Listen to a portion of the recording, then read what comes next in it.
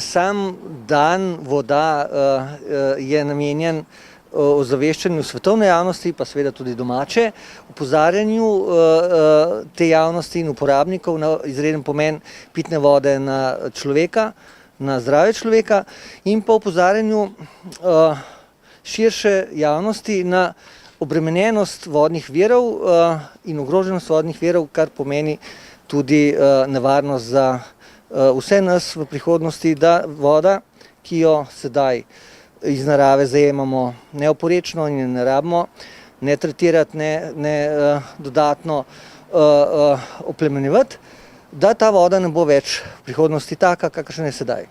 Odkot prihaja voda, ki jo pijejo Kranjčani in Kranjčanke? Ja, javno podjetje Komunala Kranj oskrbuje s pitno vodo 7 občin, največja je mestna občina Kranj. Največ vode pa pride iz sosednje občine Preddvor, največje zajetje je Bašelj, še nekaj ostalih zajetij v Preddvoru, potem je močno zajetje tudi v občini Cerkljah, na Krvavcu. Velik vir, ki pa je bolj razumljen kot rezervni vir, je Gorenja Sava, spodaj v mestni občini oziroma v mestu Kranj pri skakalnici. Ostale občine oziroma vsaka občina ima pa tudi veliko lokalnih virov.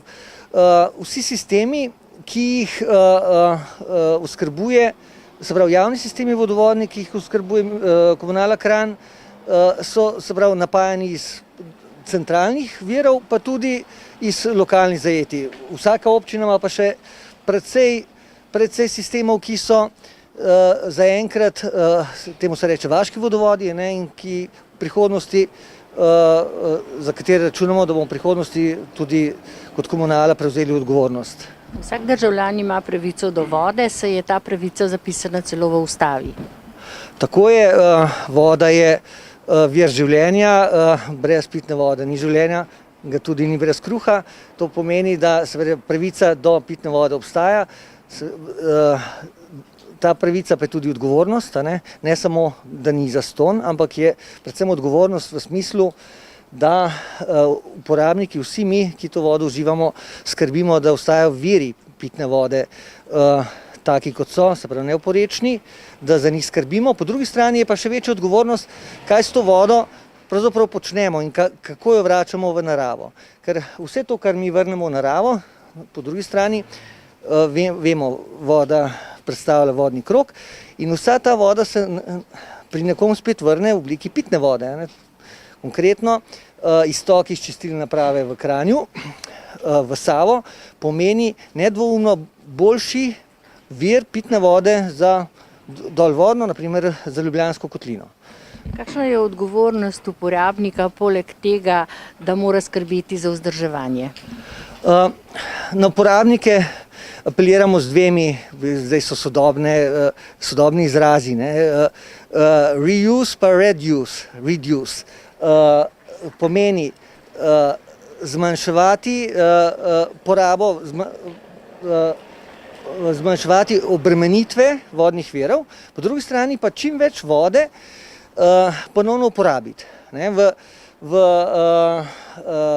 domači hiši to izgleda nekako tako, ko si umivamo zobe, z eno ročno garnituro vodo za čas, da ne zapremo.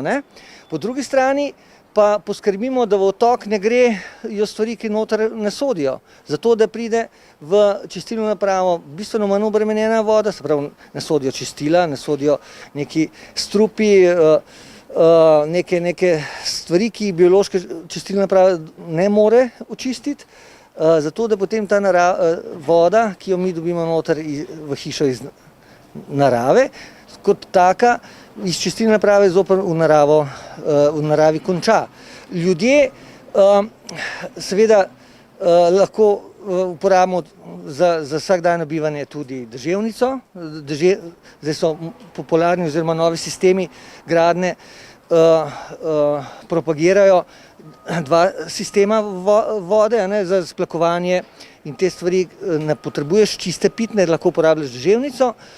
za zalivanje vrta lahko uporabljaš deževnico, tako da na ta način, ne, to sem rekel, reduce je pomen, da se zmanjša voda, čista pitna voda za porabo, za katero lahko uporabljaš tudi malo manj kakovostno, ne.